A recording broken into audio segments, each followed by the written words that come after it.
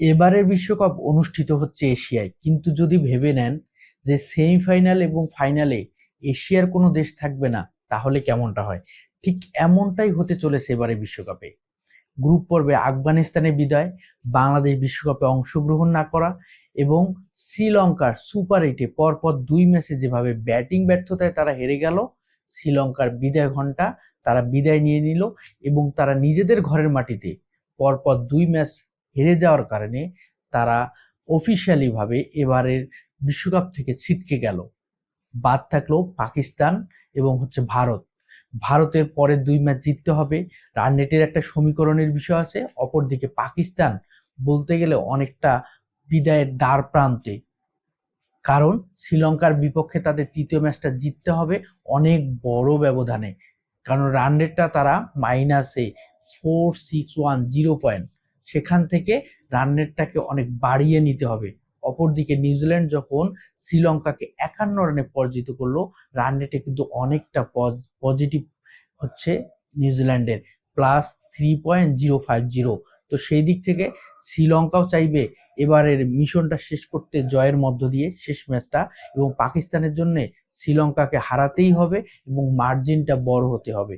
সেই দিক থেকে শ্রীলঙ্কা এবং পাকিস্তানের সেই ম্যাচটার উপর ডিপেন্ড করতেছে পাকিস্তান সেমিতে যেতে পারবে কিনা, কিন্তু যেখানে রান রেটের ফারাকটা অনেক বেশি, সেহেতু বলাই যায় পাকিস্তানে ওর মনে হয় এক প্রকার আজকের ম্যাচের পরে বিদায় ঘণ্টাটা বেজে গেছে।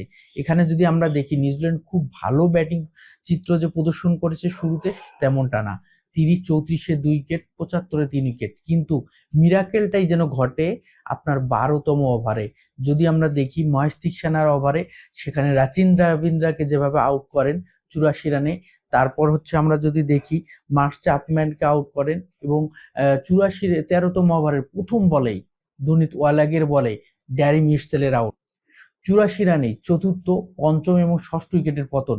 সেখানেই কিন্তু নিউজিল্যান্ডের ইনিংসটা থেমে যাওয়ার কথা ছিল, কিন্তু শেষ দিকে মিচেল স্টার্টনার এবং এম কনায় যেভাবে একটা পার্টনারশিপ গড়লেন, সপ্তম উইকেট পার্টনারশিপ, সেই পার্টনারশিপটাকে কিন্তু ফুল ক্রেডিটটা দিতে হবে। আজকে নিউজিল্যান্ডের ৫১ রানের জয়, সেই জয়টার পিছনে ওই পার্টনারশিপটা কিন্তু খুবই গুরুত্বপূর্ণ ছিল, এবং তারা যেভাবে ৪৭ বলে ৮৪ রানের একটা বিধ্বংসী একটা পার্টনারশিপ দিলেন, এবং স্টার্টনার এমকনের যেভাবে একটা অ্যাটাকিং ক্রিকেটটা খেললেন, শেষ দিকে এসে লোয়ার অর্ডার ব্যাটসম্যানরা যে ম্যাচের সিচুয়েশন পাল্টে দিতে পারে, ম্যাচের জয়ের ক্ষেত্রে ভালো একটা ভূমিকা রাখতে পারে, সেটা কিন্তু তারা প্রমাণ করে গেলেন।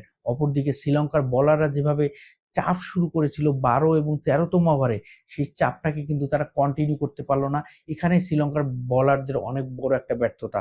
তারপরে যদি আমরা দেখি দারুণ বল করেছেন মহেশ দীক্ষানা, দুনিত ওয়ালাগে। শ্রীলঙ্কা ১৬৯ রান টার্গেট তারা করতে নেমে যেভাবে তারা একের পর এক উইকেট হারিয়েছে, আমার কাছে যেটা মনে হয় অনেকটা মাইন্ড গেমের কাছে শ্রীলঙ্কা হেরে গেছে। অনেকটা প্রেসারে থেকে তারা যেভাবে প্রেসারটাকে ফিল করেছে, বা সেই প্রেসারটাকে তারা রিলিজ করতে পারেনি। টি-টোয়েন্টি ক্রিকেট মাইন্ড গেমের খেলা। টি-টোয়েন্টি ক্রিকেটটা অনেকটা একজন দুইজন ব্যাটসম্যানের খেলা, শুধু দায়িত্বটা নিতে পারা। একদিকে যখন মিচেল স্টার্টনার বলার হয়ে, লোয়ার অর্ডার ব্যাটসম্যান হয়ে দায়িত্বটা নিতে পেরেছে, সেই দিকে অপরদিকে শ্রীলঙ্কা কিন্তু ব্যাটসম্যানরা সেই দায়িত্বটা নিতে পারেনি। ০ রানে প্রথম নিশানাকার আউট। তারপরে যদি আমরা দেখি চারিত আশালাঙ্কা, কুশাল মেন্ডিস এবং পাভান, তারা যেভাবে ব্যাট করেছে ১১-১০ ৫ রান করে আউট হয়েছে। বলতে গেলে আপনার তারা যেভাবে ৫০ বলে ২৬ রান করেছে এবং ৫০ থেকে ৫৫ স্ট্রাইক রেটে তারা ব্যাট করেছে, এবং তারা উইকেটটা যেভাবে তারা স্লো ক্রিকেট খেলে উইকেটগুলো বিলিয়ে দিয়ে এসেছে, ওই জায়গায় শ্রীলঙ্কা অনেকটা প্রেসারে পড়েছে। একদিকে বলগুলোকে শেষ করা, অপরদিকে রান বের করতে না পারা, উইকেট থ্রু করে আসা। এই জায়গায় আমার তো শ্রীলঙ্কার ০ রানে প্রথম উইকেটের পতন, ৬ রানে দ্বিতীয় এবং ২৭ রানে তৃতীয়, ২৯ রানে চতুর্থ উইকেটের পতন। সেখানে শ্রীলঙ্কার ইনিংসটা একদম শেষ হয়ে গেছে। ব্যাটিং লাইন আপের জন্য বড় ধসটা সেখানেই নেমে গেছে। তারপরেই কামিন্ডো মেন্ডিসের ৩১ এবং ডুনিত ওয়ালাগের ২৯ রান ছাড়া তেমন কেউ মাঠে আর দাঁড়াতে পারেনি। দাসুন সানাকা করেছেন মাত্র ৩ রান ৬০ স্ট্রাইক রেটে। সেখানেই শেষ শ্রীলঙ্কা ১০৭ রানে ৮ উইকেট হারিয়ে ২০ ওভার শেষ হয়। অনেকটা স্লো ক্রিকেট খেলেছে, কিন্তু কাজের কাজটি কেউ করতে পারেনি, সেই দায়িত্বটা নিতে পারেনি। একমাত্র নিউজিল্যান্ডের বোলারদের কাছে যেন ধসিয়ে যায় শ্রীলঙ্কার ব্যাটাররা।